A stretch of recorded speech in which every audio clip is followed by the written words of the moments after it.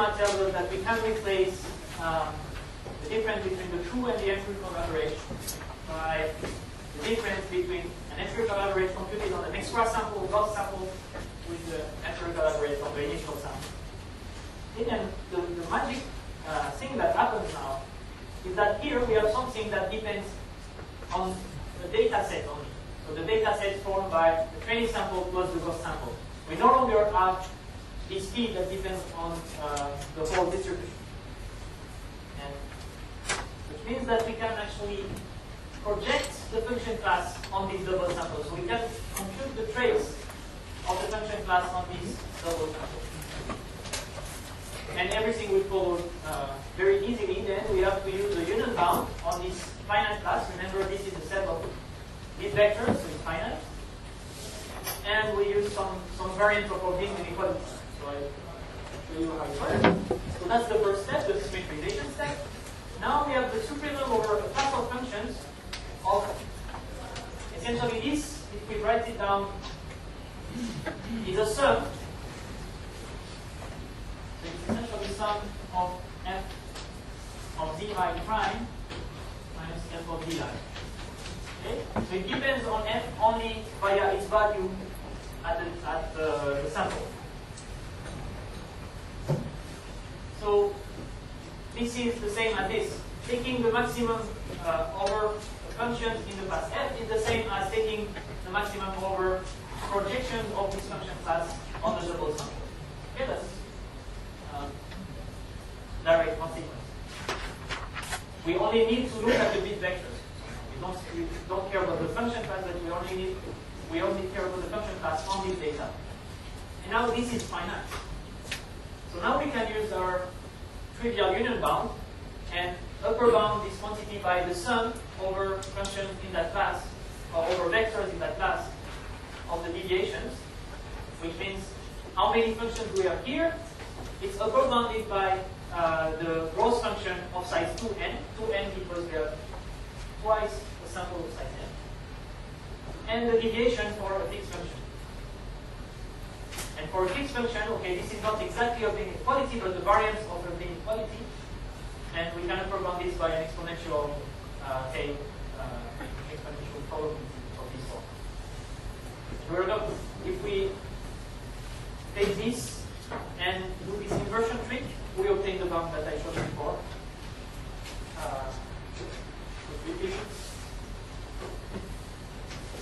This one. Okay, that's a direct consequence of what I had written just before. Okay.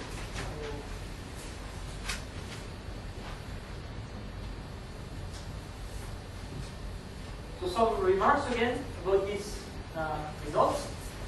The BC dimension does not depend on the distribution, right? It depends only on the class of functions and on the set on which these functions are defined. So the same bound holds for any distribution over the class, over the set. So that is good, but it has some drawbacks. And the main drawback is that the bound is then loose for most distributions. So we have gained something because we have a lot of generality, but we have lost something because it's too general and it does not apply nicely to our specific case. But it turns out that we can use the same kind of technique to get a result that will depend on the distribution. So we can hope that it's a bit sharper. And the way it works is that it's mostly the same proof. There are some minor modifications. So now let's again consider the projection of the function class f on the sample, and let's define the number of possible bit vectors by this quantity n f g1 dn. Okay? Remember the gross function was the maximum value of this quantity n over all possible choices of the data points. And we define the BC entropy as the logarithm of the expected value of this quantity when we take data sampled according to the distribution. So what we had before was something where instead of the expectation under the distribution, we had the supreme. Right? supremum of all choices of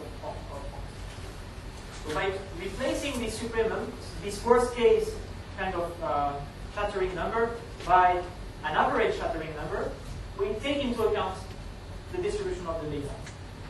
So maybe the cases where the data is shattered are not natural given the distribution that we have. Maybe they don't occur very often. So maybe on average this will be much smaller than this worst case gross function. So that's the whole. And the bound is actually the following. We can actually take this quantity and plug it here. And that's the bound. So we indeed get a gain because this is less than the same thing, the logarithm of the gross function. And the proof is almost the same as before. We have an extra symmetrization step. So we symmetrize a bit more. Remember, the first symmetrization led us to this quantity here. So f projected on the double sample, so I just put z and z prime, but this means z1, zn, z1 prime, zn prime of this difference. Okay? Now you can notice, so I have written this here, right? So that's exactly this quantity here.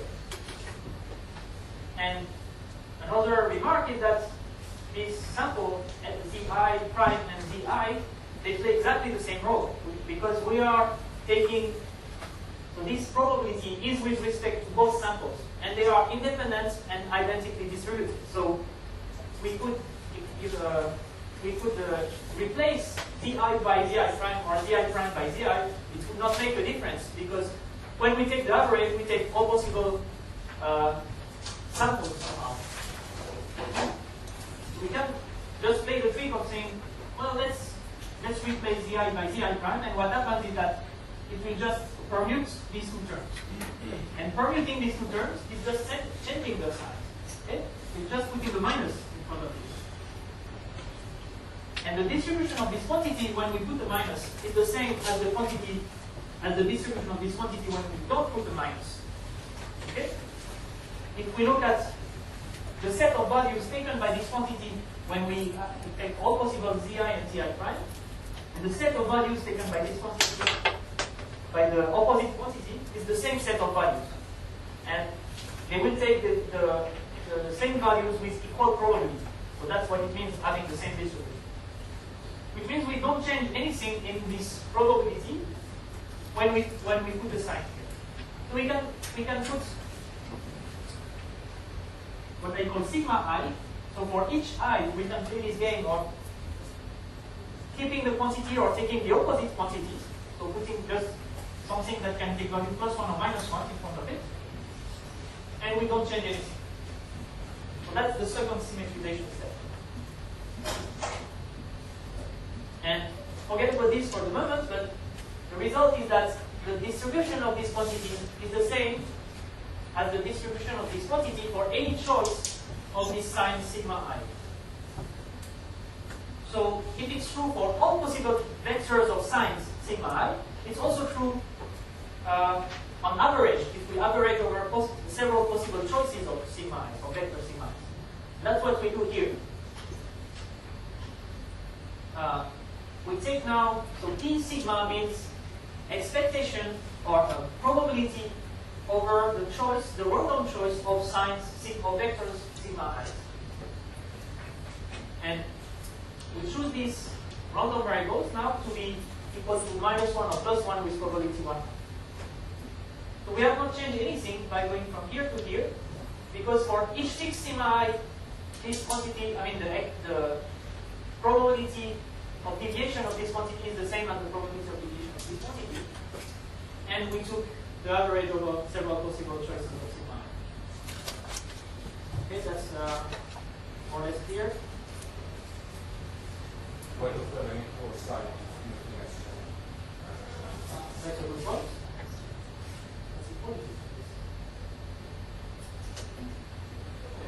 Okay, so that's an equality here.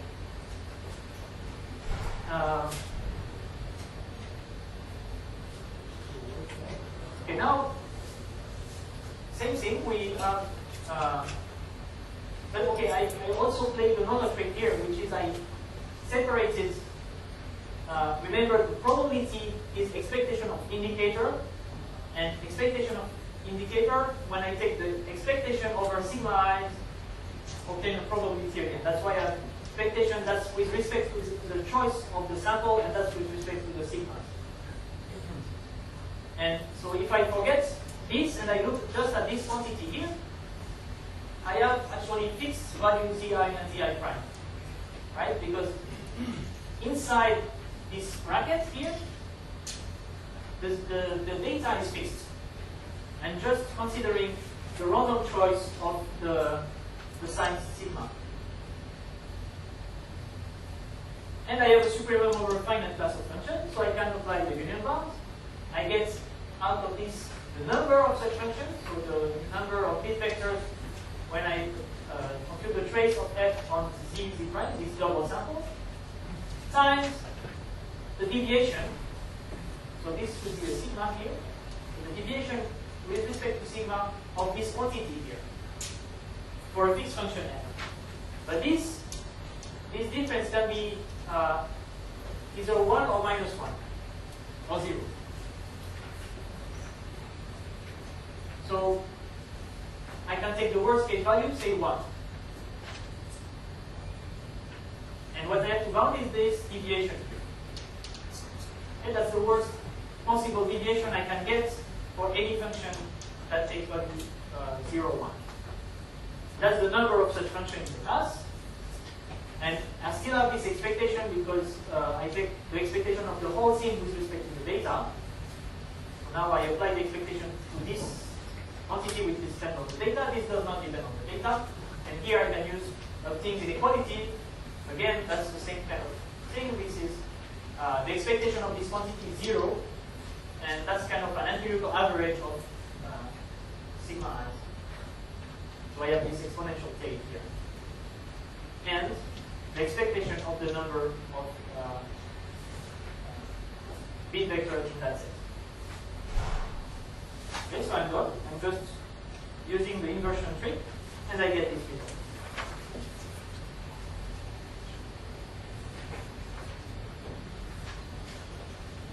Okay.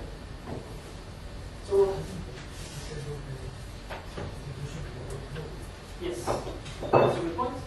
So, interestingly enough, we have gained something theoretically, but we don't know the distribution. So there is no way we can compute this quantity here. So it's possible in certain cases to show that this quantity has a certain behavior, but in general, we cannot say much about it.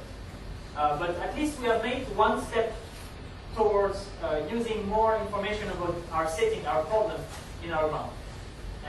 But it's not satisfactory yet, and we will make the next step to replace this quantity by something that can be computed on the data using concentration inequalities later on. So it's not satisfactory as it is here, but at least it suggests that the right quantity is not the worst case gross function, but it's something that takes into account how the data or how the sampling of the data influences the shatter coefficient. And in particular, there are what are called lower bounds that show that if you want to be able to learn something, you need to have this. I mean, you need this quantity to be well behaved. So it's a theoretical result, but at least it tells you that this is the right quantity. It captures the right behavior.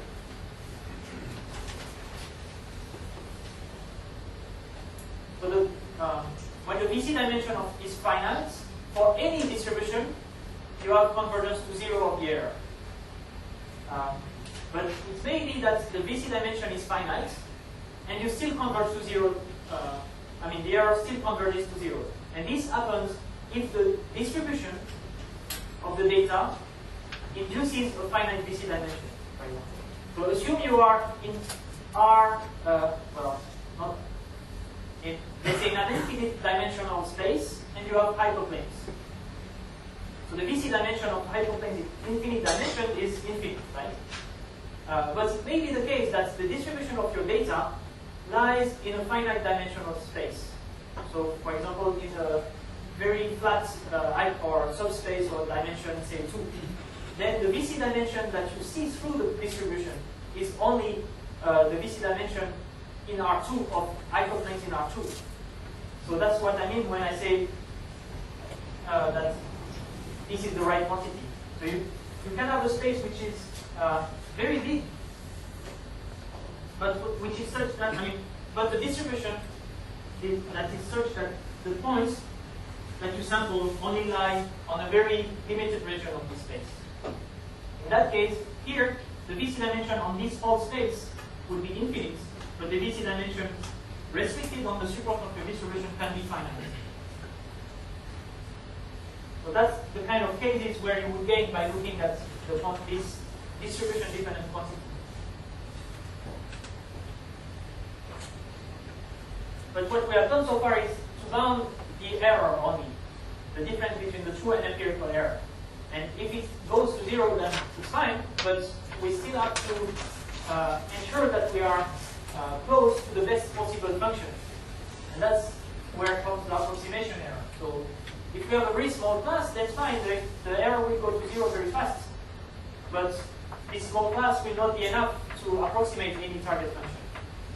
So we need now to trade off between approximation and estimation by choosing the function class which is small enough and but not too small.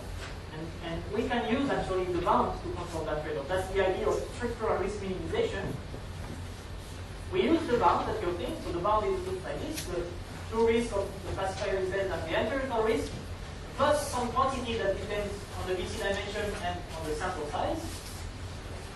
And what we do is we consider several classes of functions. So they are depicted here. Okay, here they are contained in each other. And let's say they have finite VC dimension and increasing VC dimension. So let's say this is VC dimension D, this is P plus 1, P plus 2, and so on. For each such class of function, we have a bound of this form. So now the trick is to say, I will minimize the error in each of these class, and then I will add a penalty term, which is exactly this bound, because this bound it captures how well, how much I can be misled by the data. And if I do this, I obtain this kind of picture. So when I increase the size of the class, of course I decrease my best training error, because if I have more data, more functions, it's easier to separate the points in my training set. So in the end, I can even obtain training error 0, for example. But on the other hand, the size of the classes of functions induce an error, estimation error, which is captured by the bound, which is plotted here. Now, if I do the sum of these two terms, I obtain some curve like this. And what I will do is to pick the function that corresponds to the minimum on that curve.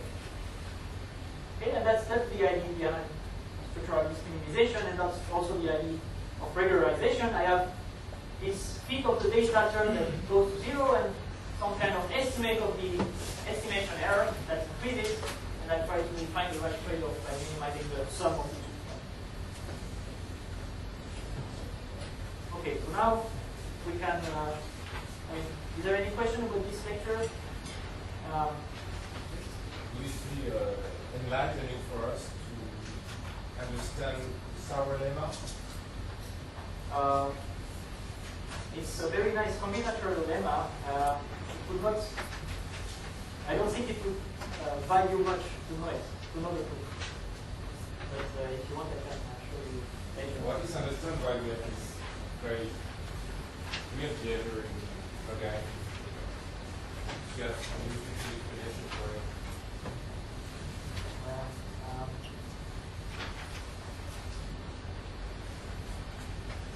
That's a good question. Somehow it's a surprising result, and I don't really have a natural way of explaining this.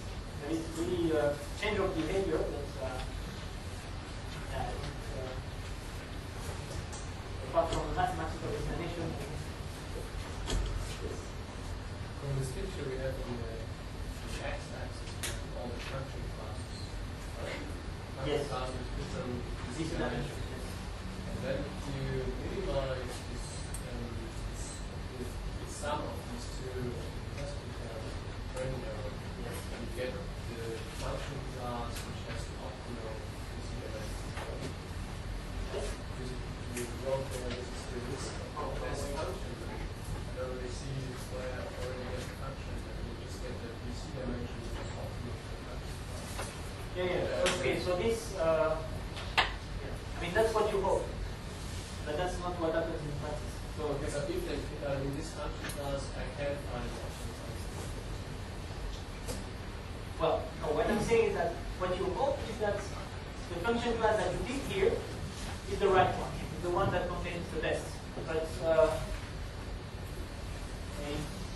the minimum can be here or here. It may fluctuate.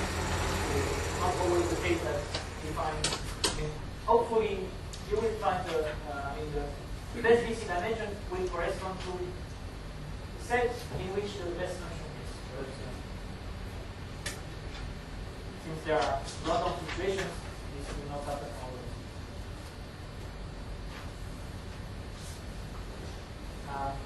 Another remark about this is that somehow you see that an analysis of the behavior of this random quantity, the difference between true and accurate and error within a class of functions, can lead us to a new algorithm.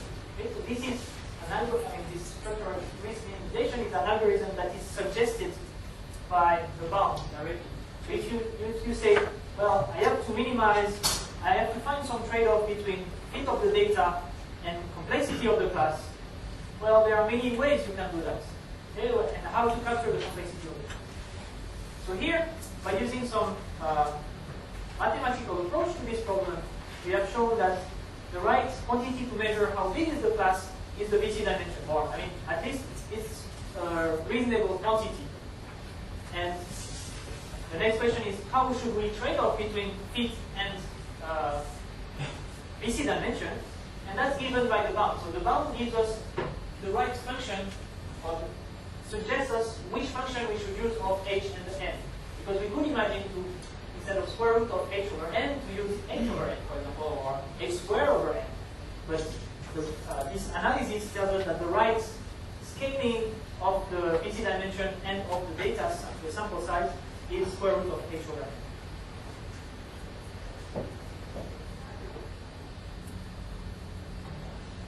So now we'll see that there are also ways of measuring the size of the class of function. Namely, I will explain what are the covering numbers and the Rademacher averages, and see what are the relationships between them. I'm not sure we will be able to go through the whole thing. Okay, covering numbers. Pictures are usually easier to understand than definitions.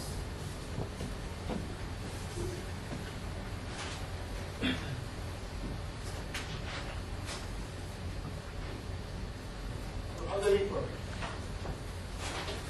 We have a set which has certain metric defined on it, so we can measure the distance between 2 points. And what we do is we construct balls. So a ball is just the set of points which are at a certain distance from the center. Okay, that's what the general definition of the ball is. And what we'll do is try to find balls that cover this set. Okay? And let's say we even fix the radius. We have a fixed radius, let's say epsilon, and we try to find balls of radius epsilon that cover this set. Okay, so that any point in this set belongs to one of these balls. There are many ways in which we can do that. If we add an extra constraint, which is to find the minimum number of balls such that the set is totally covered by the ball, then there is only one way in which we can do that. Oh, sorry. There are still several ways, still several arrangements of balls that would cover the set with minimum number of balls, but the number of balls is unique. So the minimum over all possible coverings of the number of balls you need to cover is unique, and that's what is called the covering number at radius epsilon. Okay? That can be defined as soon as we have a set and a distance from that set, we can define the covering number as minimum number of balls of a certain radius that we need to cover the set. So here our set will be the class of function, and the number of balls that we need to cover it will be a measure of this side, of the size of the set. As an easy example, if we are in RD, and if we look at the finite domain, okay, let's say 0, 1, D, the number of balls we need to cover this, number of balls of radius epsilon we need to cover it, is roughly 1 over epsilon to the D. Why is that? It's because the volume of this is 1, and the volume of a ball of radius epsilon is essentially epsilon to the D. So how many balls of radius of volume epsilon to the D do we need to cover something of volume 1? It's 1 over epsilon to the D. It's just a dimensional argument. So at least it shows us that we can expect that the number of balls we need grows when we decrease the number of the radius. Of course, the smaller the balls, the more we need to cover the space, and it will be more or less polynomial in the good cases, and the exponents will be related to the dimension.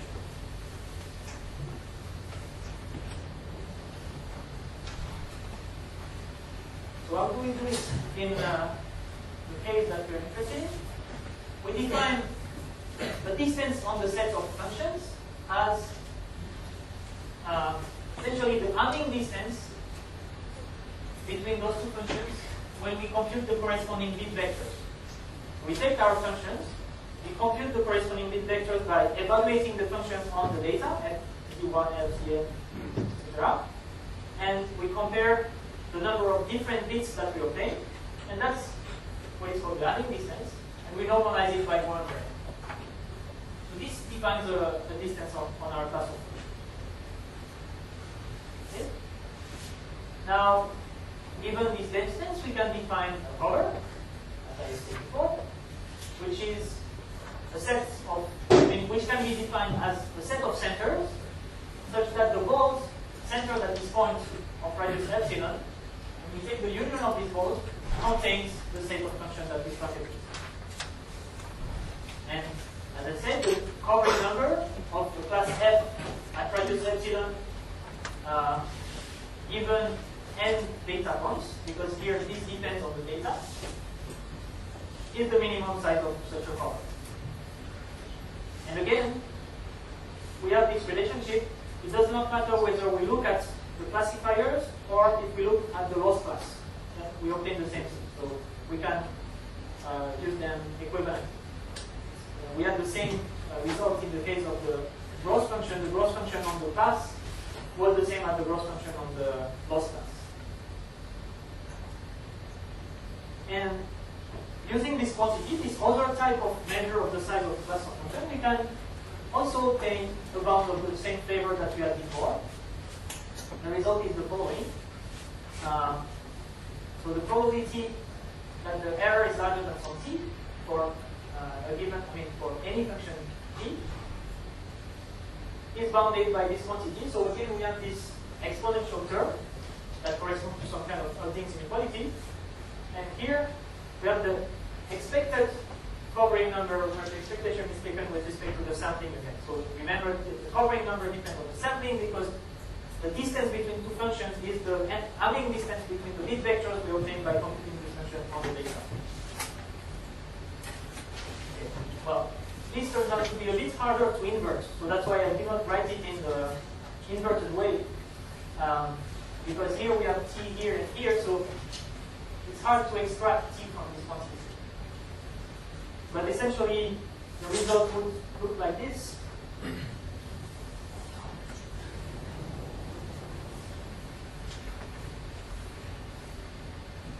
Same type of things. You would have less than the empirical risk plus square root, so some log something over t diverse 1, but it might be some other constant. And here, so something like maybe 8n or whatever. And here there would be the log of this covering number. And at scale, 1 over square root of n. So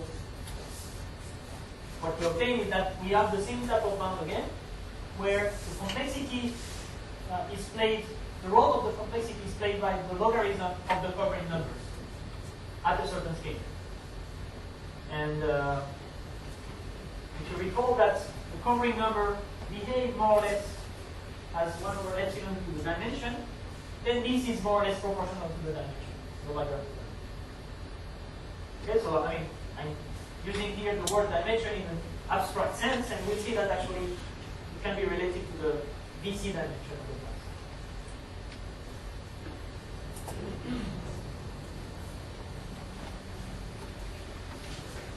Okay, and that's what is written here.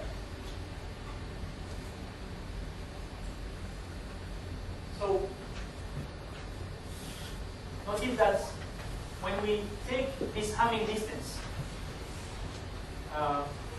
if we have two bit vectors that are the same, they have Hamming distance 0. If they differ by at least one coordinate, they have Hamming distance, normalized Hamming distance 1 over n. Okay, so if we look at scale, if we take t here equals 1 over n, then we have exactly the number of bit vectors that we have in our sets. And as soon as we take t larger than 1 over n, then we will need less balls to cover the set, so we'll have something which is less than the number of points contained in the projection of G on the sample. So we can always say that the covering numbers of our class at radius t, when we have n samples, is less than, sorry, that should be the logarithm here of this, because this, remember that's the quantity that appears when we take the logarithm of the Sauer bound. So from the bound that I mentioned before, we can recover the Vapnik bound. But we can do more, because actually, I mean, there is another way to recover it, which is the following. It's possible to bound the covering number of this path with this normalized Hamming distance in a way that does not depend on the number of points. And that's the result here. It depends on the radius by 1 over 2 to the h. So this reminds you of what happens in RD. In RD, you have 1 over epsilon to the v. So this exactly plays a role of a dimension in the usual sense. And you get rid of the dependence on the sample. Okay. So these are ways to connect these covering numbers to the VC dimension. So essentially, it also captures the same kind of thing, because these covering numbers are again computed on finite sets of data. So again, you look at your function class through the data. That's why they are useful. Any questions on the covering numbers?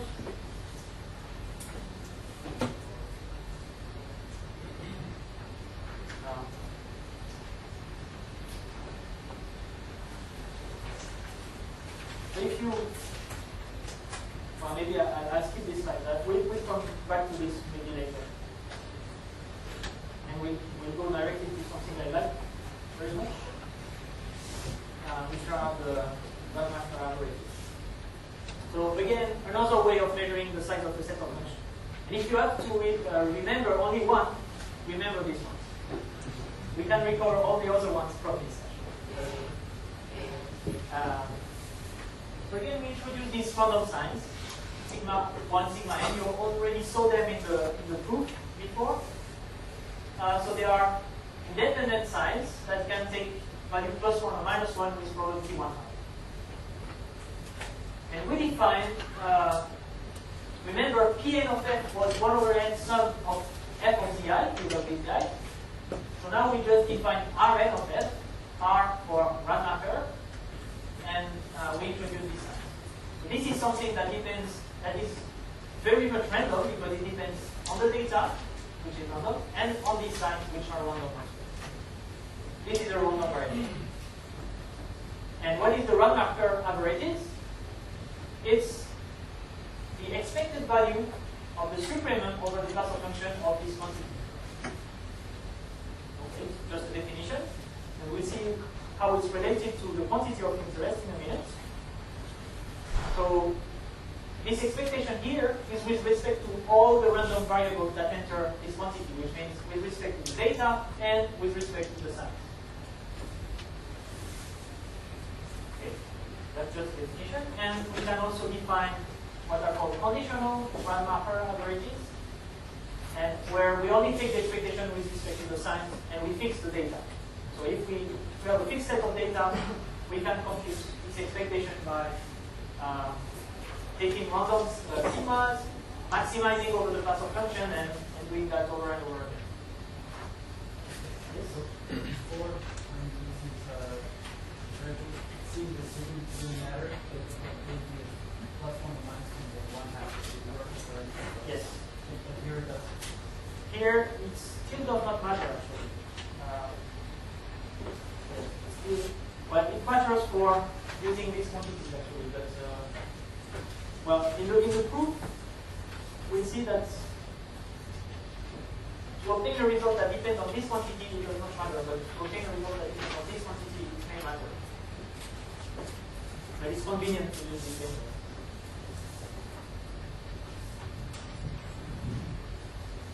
Okay, and the results are the following.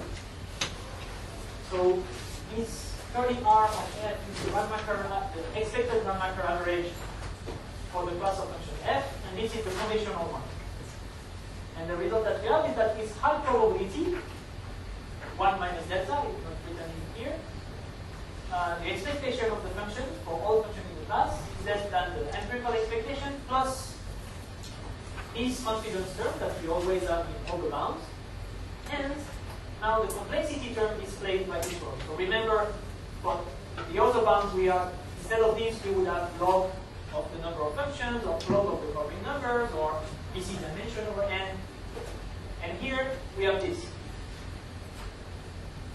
And okay, this depends, as we saw before, this depends on the distribution of the data because you take the expectation with respect to the data.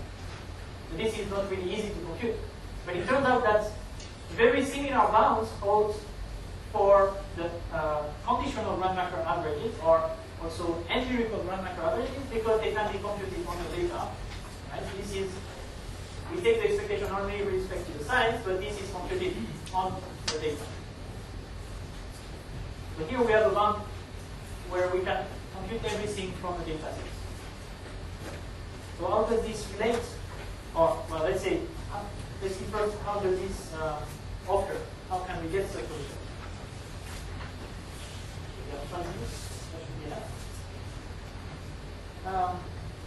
Well, we use the concentration inequality business. You have seen this in Stefan's lecture, so I will just remind you briefly. So, having inequality is one example of concentration inequality because it tells you how far is a random variable from its expectation, and that's what our concentration inequality is.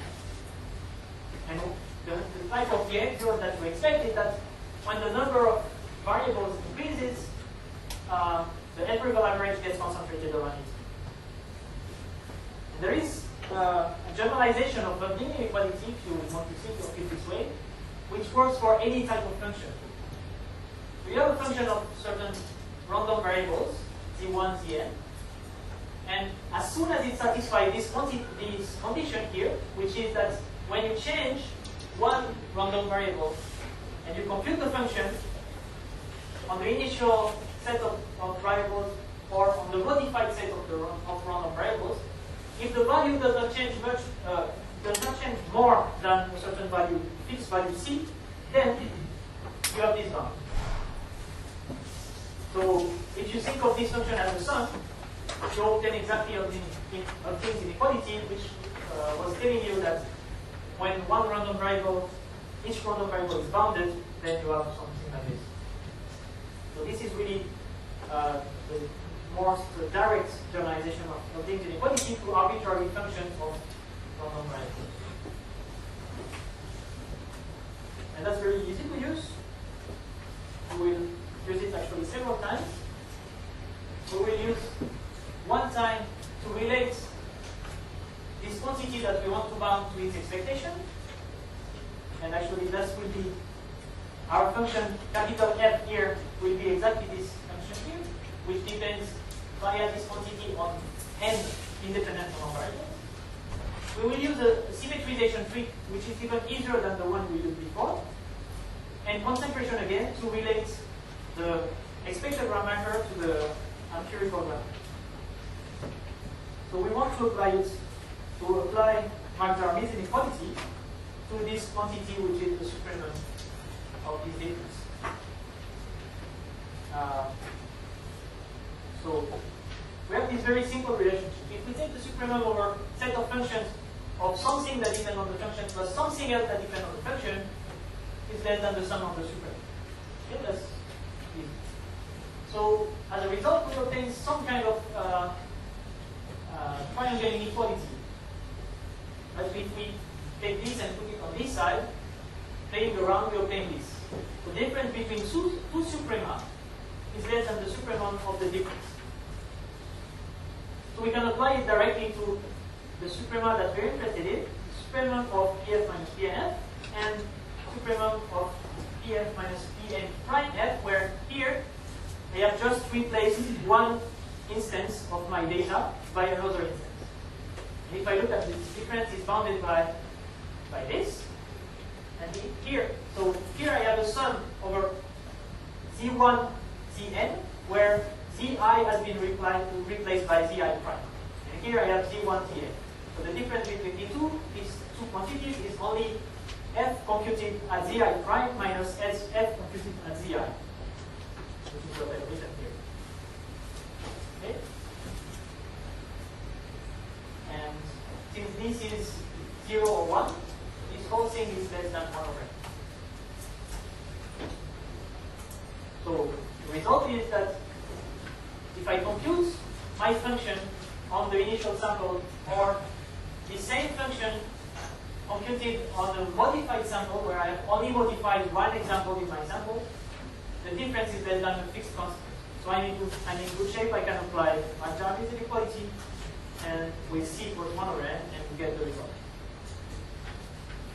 So the result I get is that the probability that the supremum, so this, remember this is the supremum of Pf minus Pnf, minus the expectation of the supremum larger than epsilon is less than something.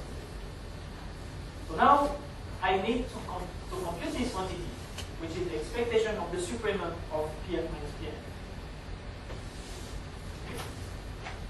And if I can bound it, then I have something that I can play with. So how to do it? We do, it turns out that it's very easy. The expectation of the supremum is less than twice the Rademacher average. We'll see that next slide. And actually, we can even go the other way. We can, this is not curly R, but standard R. So the same thing as here. And so essentially this quantity by these two relationships is of the same order as this quantity also constant. So let's see why this is true. We compute the expectation of the supremum of the difference. Now the true expectation of f is nothing but the expectation of the empirical average of f on a Gauss sample. So the same trick. If we want to compute the true risk of a function, we can just take an extra sample, compute the empirical risk on this extra sample, and take the average over many extra samples. So this is exactly the same as this. Now we use Jensen's inequality that tells us that a convex function of the expectation is less than the expectation of the convex function. And here the convex function is the supremum. The supremum is a convex function. So we can take this expectation out and get an upper bound. Now the expectation is with respect to the, so this was the expectation with respect to this sample, and here expectation with respect to the Gauss sample that enters here. So we have those two here now. And we have Tn prime minus Tn. So that's very much similar to what we obtained in the proof of Vapnik's inequality. So we can play the same game. Now, we have something like this. This difference is 1 over n sum of f of zi prime minus f of zi. And as before, if we change one zi into a zi prime, we just change the sign of this difference, and we don't change the distribution of this quantity. So we can put arbitrary signs here, and then we can even take the expectation with respect to this arbitrary sign. It does not change anything. So we have equality between those two quantities. That's the same kind of argument that we used before. Now we use the triangle inequality to split this into two sums. So we have sum of sigma I f of zi prime, and then sum of sigma I f of zi. We separate the two suprema. So we have expectation of this part here, plus expectation of the same thing without the prime. And since zi and zi prime have the same distribution, we have the same quantity. So that's why we have the 2 and the Rademacher average.